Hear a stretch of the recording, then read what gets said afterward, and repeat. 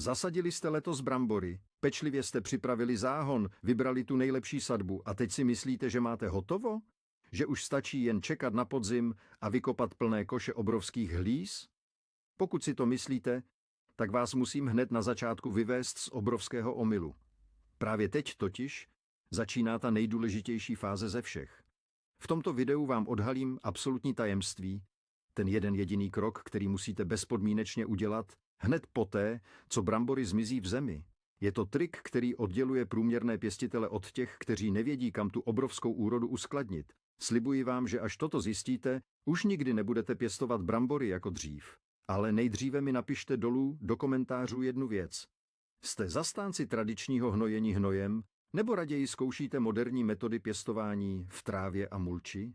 Schválně se podíváme, jaký tábor tady dnes převládá. Abychom pochopili, proč je náš dnešní tajný krok tak nesmírně důležitý, musíme se na chvíli podívat do historie a do samotného nitra této úžasné plodiny. Brambory původně pocházejí z drsných podmínek jihoamerických Ant. Tam museli přežít v chladných nocích, pod pálivým sluncem a v kamenité půdě. Nejsou to žádné choulostivé květinky, ale houževnatí bojovníci. Když je Evropané před několika staletími přivezli k nám, trvalo velmi dlouho, než lidé pochopili, jak je vlastně správně pěstovat. Zpočátku se dokonce jedli jejich jedovaté plody a nikoliv podzemní hlízy.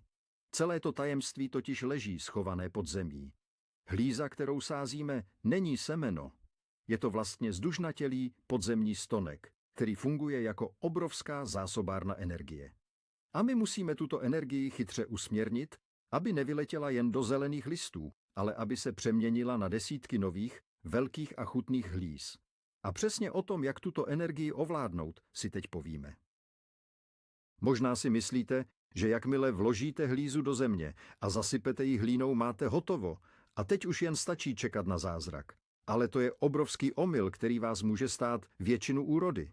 První dny po výsadbě jsou naprosto kritické. Půda si musí takzvaně sednout a vytvořit pro hlízu to správné mikroklima.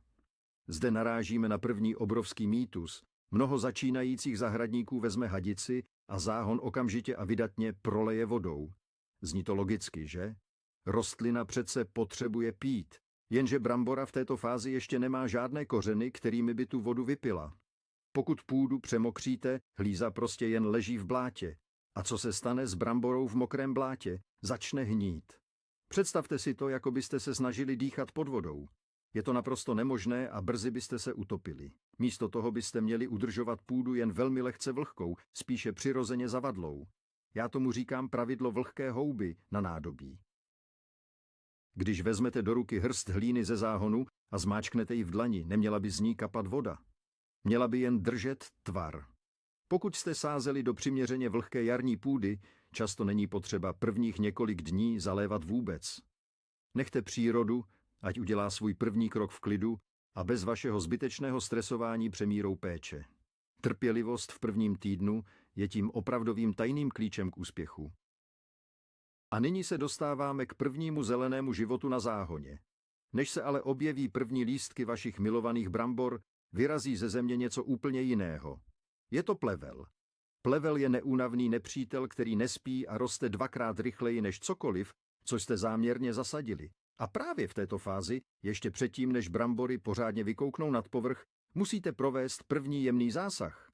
Říká se tomu slepá okopávka. Znamená to, že velmi opatrně, ideálně jen lehkými hrabičkami, narušíte tenoučkou vrstvu půdy na povrchu. Proč to děláme?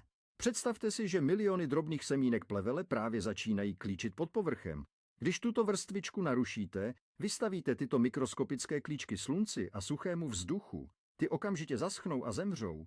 Je to, jako byste zrušili celou armádu dřív, než se vůbec stihne vyzbrojit.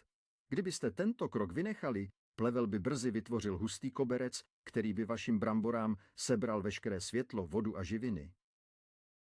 Vaše brambory by pak připomínaly spíše malé, slabé nitky, které se zoufale natahují za sluncem skrz džungli plevele.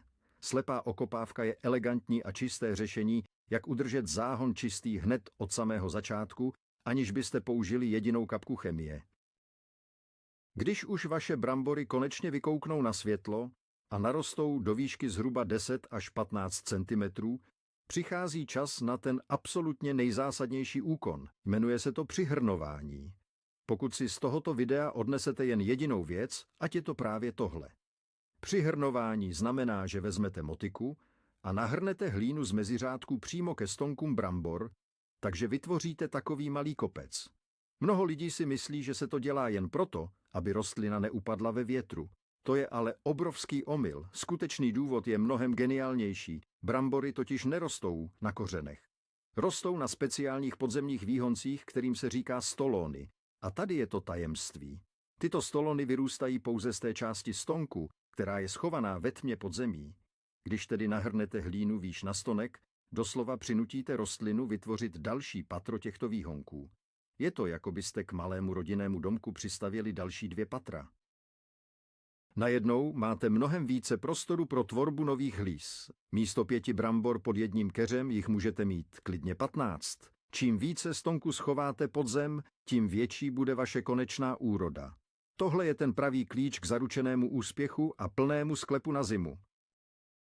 Možná si teď říkáte, dobře, přihrnu to jednou a mám pokoj. Jenže tak jednoduché to zase není. Přihrnování není jednorázová záležitost, je to proces. Aby to fungovalo na 100%, musíte tento úkon během sezóny zopakovat alespoň 2krát nebo raději 3krát. Jak rostlina roste a natahuje se nahoru, vy ji musíte znovu a znovu zasypávat zeminou. Pokaždé, když povyroste o dalších 20 cm, vezměte motiku a opět vytvořte vyšší a širší kopec. Tím neustále stimulujete tvorbu dalších a dalších stolonů. Ale pozor, je tu jeden velmi důležitý moment, kdy musíte s přihrnováním okamžitě přestat. Je to chvíle, kdy rostlina začne vytvářet první poupata a začne kvést. Jakmile se objeví květy, rostlina přesměruje veškerou svou energii z tvorby zelených listů a stonků do vývoje hlíz. Pokud byste do ní v této fázi rýpali motikou a narušovali kořenový systém, způsobíte jí obrovský šok. Představte si, že tvrdě pracujete na důležitém projektu a někdo vám do toho neustále strká ruku a bere vám nástroje. Výsledkem by byl stres a špatná práce. Stejné je to s bramborami. Od chvíle květu už na motiku zapomeňte. Nechte rostlinu v naprostém klidu a pouze obdivujte, jak se kopec pod listy pomalu nadzvedává pod náporem rostoucích brambor. Pojďme se nyní podrobněji podívat na vodu. Zavlažování brambor je totiž kapitola sama pro sebe a dělá se v ní neuvěřitelné množství chyb. Rozšířený mýtus tvrdí, že brambory se musí zalévat každý den, pěkně z vrchu na listy, aby byly krásně zelené. To je přímá cesta do zahradnického pekla. Brambory potřebují vodu, to je bez debat, ale potřebují ji dole u kořenů, ne na listech. Pokud budete listy neustále máčet, vytvoříte ideální prostředí pro plísně a houbová onemocnění, která dokážou zničit celý záhon během pouhých 3 dnů. Správný způsob je takzvaná hloubková zálivka. Znamená to zalévat méně často, třeba jen jednou za 5 až 7 dní, ale za to velmi vydatně. Voda musí proniknout hluboko do země, přímo do centra toho kopce, který jste vytvořili. Představte si velkou houbu, kterou chcete namočit celou, nejen její povrch. Pokud budete zalévat jen trochu a povrchově, kořeny se potáhnou nahoru za vlhkostí. Při prvním horkém dni pak tyto mělké kořeny uschnou a rostlina skolabuje. Když zalijete do hloubky, kořeny půjdou poslušně dolů do chladnější a vlhčí vrstvy, kde najdou bezpečí.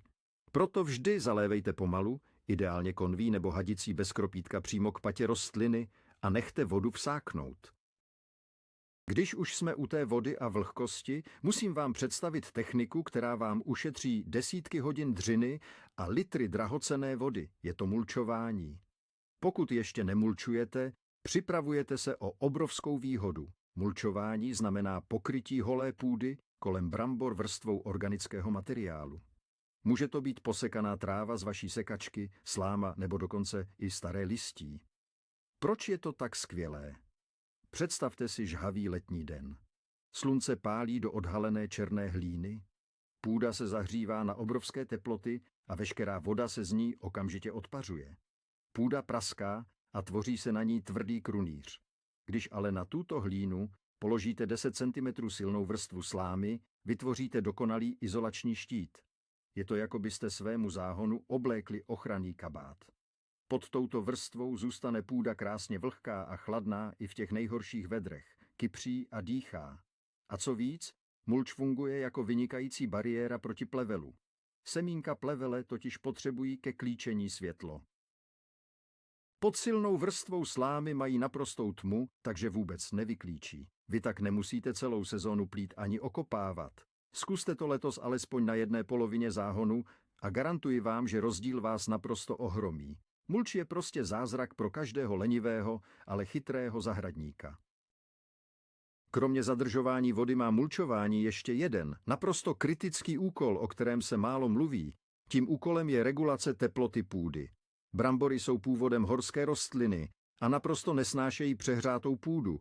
Jakmile teplota půdy v hloubce, kde rostou hlízy, překročí 27 stupňů Celsia, rostlina okamžitě zastaví veškerý růst hlíz. Prostě vypne produkci, může mít vody kolik chce, může mít živin na rozdávání, ale pokud je jí horko, odmítá pracovat. Je to stejné, jako byste měli podávat špičkový sportovní výkon v sauně.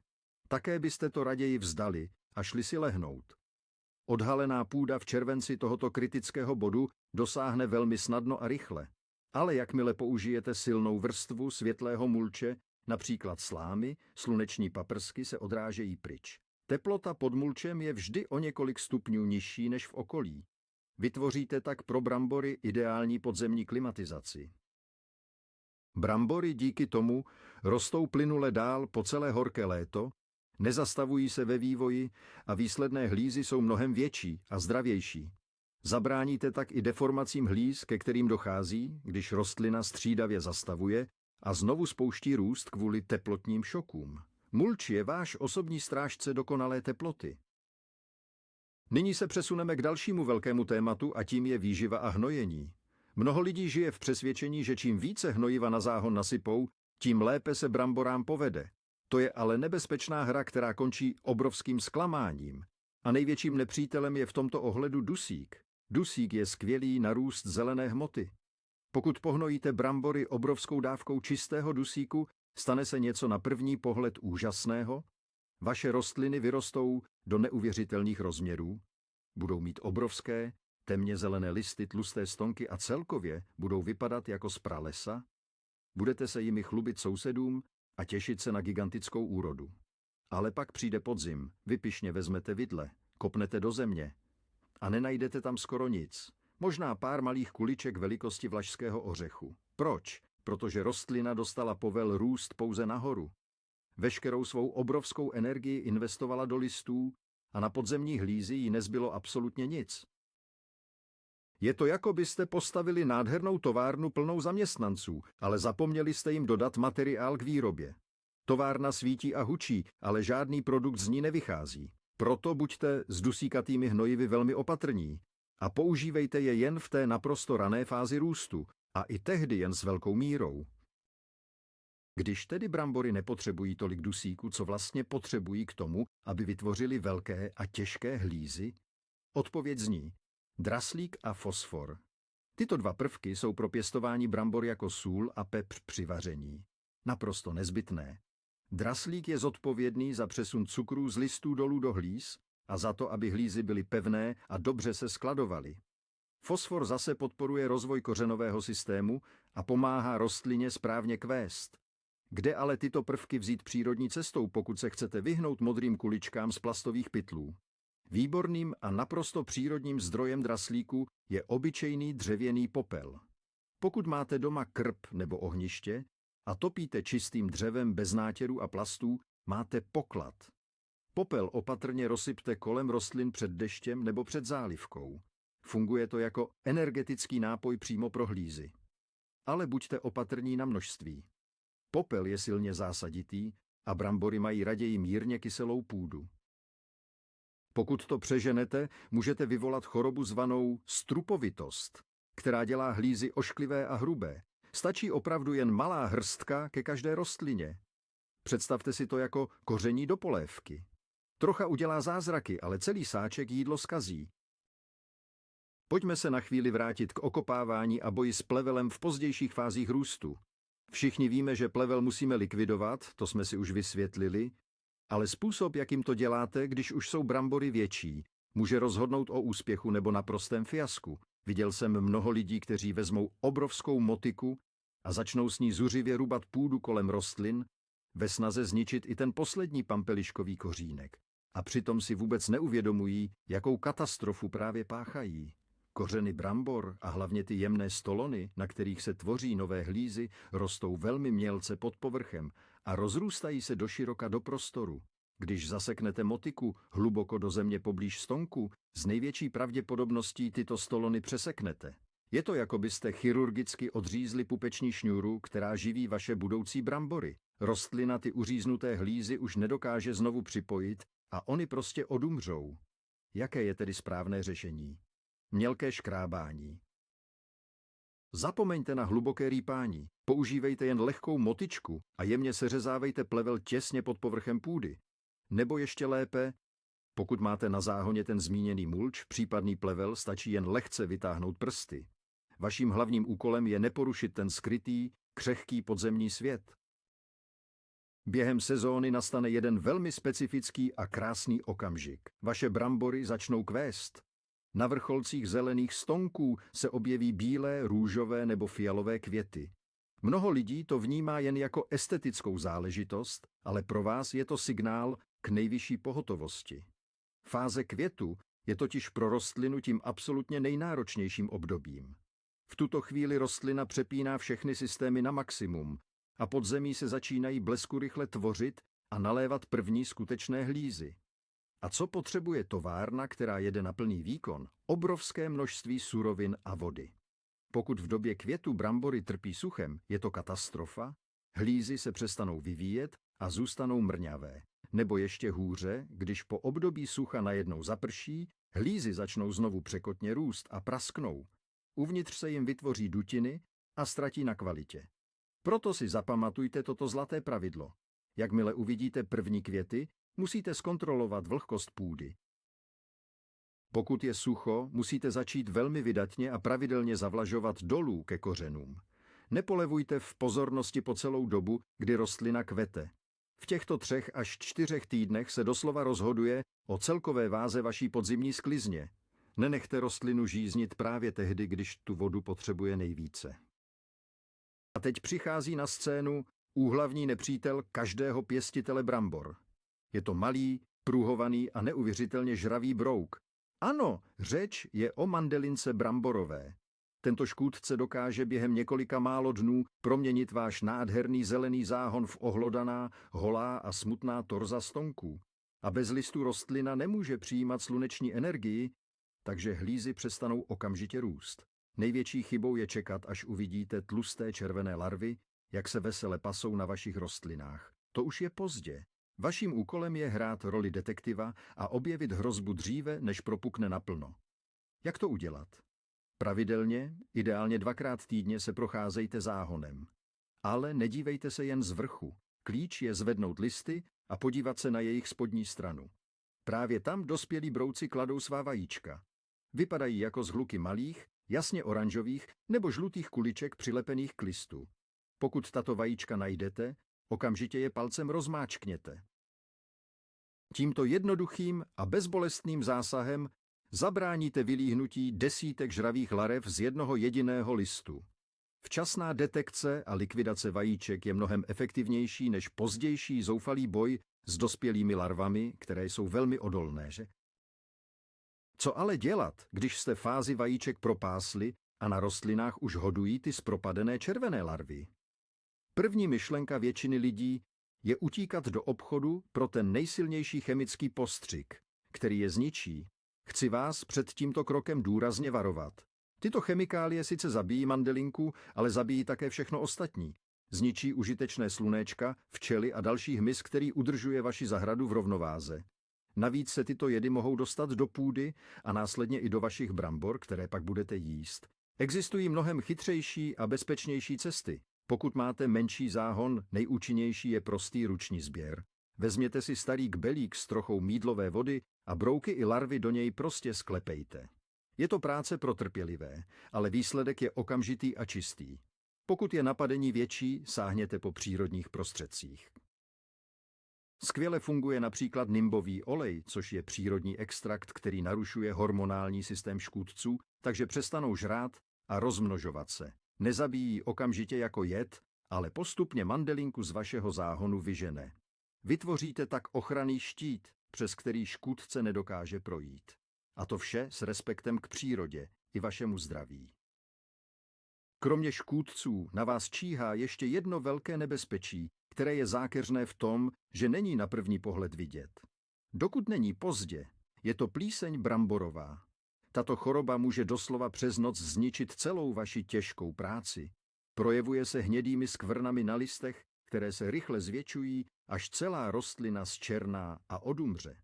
A co je nejhorší, plíseň se z listů dokáže s deštěm spláchnout do půdy a napadnout samotné hlízy, které pak schníjí přímo v zemi.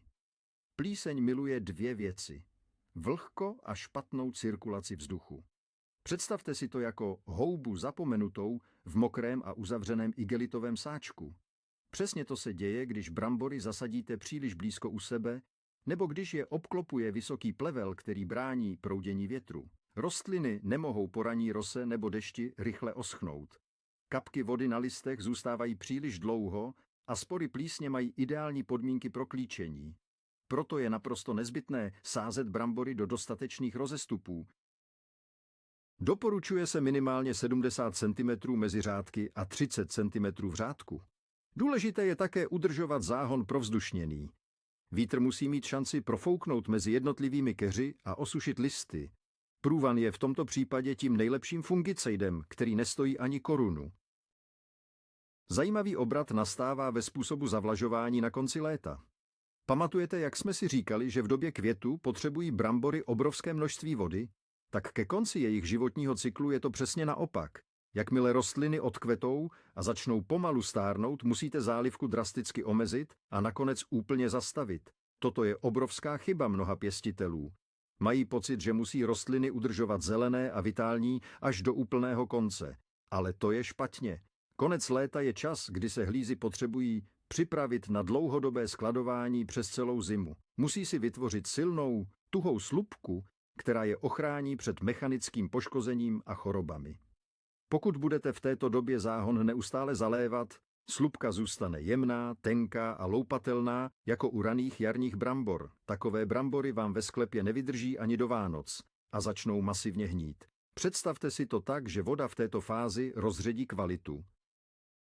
Nechte tedy půdu v posledních týdnech před sklizní postupně prosychat. Příroda sama dává signál. Listy začnou žloutnout a zasychat. Nepanikařte, není to nemoc. Je to přirozený proces dozrávání. Vodu už schovejte pro jiné rostliny. Pojďme se podívat na jeden detail, který často uniká i zkušeným zahradníkům. Je to stav samotného povrchu půdy na vašem kopci. Zvláště pokud nepoužíváte mulčování a sázíte klasicky do holé hlíny. Po několika prudkých letních bouřkách a následném pražení slunce se na povrchu půdy dokáže vytvořit velmi tvrdá krusta. Půda se doslova zapeče jako chleba v peci. A to je obrovský problém. Proč? Protože podzemní část rostliny potřebuje dýchat. Kořeny a vyvíjející se hlízy potřebují ke svému životu kyslík z okolního vzduchu. Pokud je povrch půdy zabetonovaný tvrdou krustou, vzduch se dolů nedostane, rostlina se začne pomalu dusit. Druhý problém s krustou je, že nepropouští vodu dolů. Když zaprší, voda po tvrdém povrchu jednoduše steče pryč do cestiček a k samotným kořenům se nedostane ani kapka. Proto musíte tuto krustu pravidelně rozbíjet. Stačí vzít malé hrabičky nebo ruční kypřič a velmi zlehka a mělce povrch kopce po každém větším dešti narušit. Vrátíte tak půdě schopnost dýchat a přijímat vláhu. Znovu ale opakuji, dělejte to velmi opatrně a jen na samotném povrchu, abyste nepoškodili rostoucí hlízy pod ním. Vaše půda musí být lehká, drobovitá a dýchající jako dobře nakynuté těsto. Zahradničení je neustálý boj s nepředvídatelným počasím a vy musíte být připraveni rychle reagovat na extrémy. Zvláště u brambor to platí dvojnásob. Velkým rizikem na jaře, krátce po tom, co rostlinky vyrazí ze země, jsou pozdní jarní mrazíky. Bramborová nať je na mráz extrémně citlivá. Stačí jedna jediná noc pod bodem mrazu a krásně zelený keřík se do rána promění v černou, rozbředlou kaši. Výrazně to zpozdí celou úrodu. Pokud meteorologové hlásí noční pokles teplot, Neváhejte ani vteřinu. Připravte si bílou netkanou textilii a večer celý záhon pečlivě přikryjte. Textilie funguje jako lehká přikrývka, která pod sebou udrží teplo sálající ze země a spolehlivě ochrání křehké lístky před zmrznutím. Ráno, jakmile slunce začne hřát, textilii opět sundejte, aby rostliny mohly dýchat. Na opačném extrému jsou pak krutá letní horka s teplotami vysoko nad 30 stupňů. I v tomto případě může textilie pomoci. Pokud ji natáhnete přes záhon ve formě jednoduchého stínidla na tyčích, rozptýlíte tak přímé a ostré sluneční paprsky. Snížíte teplotu půdy a snížíte odpar vody. Je to takový obrovský slunečník pro vaši zeleninu, který dokáže zachránit rostliny před spálením a předčasným ukončením růstu. Pěstování v monokultuře, tedy velké pole oseté jen jedním druhem rostliny, je pozvánka pro všechny nemoci a škůdce. V přírodě nic takového neexistuje. Příroda miluje rozmanitost a my se z ní můžeme učit i na našem záhoně s bramborami. Koncept se nazývá smíšená kultura nebo přátelské sázení. Znamená to, že mezi brambory vysadíte určité rostliny, které jim přinášejí specifické výhody. Nejlepším přítelem brambor jsou keříčkové fazole. Tyto luštěniny mají zázračnou vlastnost. Na svých kořenech hostí bakterie, které dokážou vázat vzdušný dusík a dodávat ho do půdy. Fazole tak fungují jako přírodní a bezpečné hnojivo, které vyživuje brambory přímo u kořenů, aniž by hrozilo předávkování. Dalším skvělým společníkem je obyčejný aksamitník, lidově nazývaný afrikán. Tato nenápadná žlutě kvetoucí květina je chemickou továrnou, která svým specifickým zápachem odpuzuje mnoho půdních škůdců, včetně obávaných hlístic. Navíc přitahuje užitečný hmyz, který vám pomůže v boji proti mšicím. Pokud tedy chcete svým bramborám zajistit dokonalou ochranu a výživu z přírodních zdrojů, vysejte mezi řádky fazole a na okraje záhonu vysaďte afrikány. Vytvoříte tak fungující a odolný ekosystém, který se o sebe částečně postará sám. Dobrý zahradník není jen ten, kdo umí máchat motykou, ale hlavně ten, kdo umí pozorovat. Vaše brambory k vám neustále mluví, jen musíte umět jejich řeč přečíst. Zcela zásadním ukazatelem zdraví a pohody rostliny jsou její listy. Jsou to takové obrovské solární panely a diagnostické obrazovky v jednom.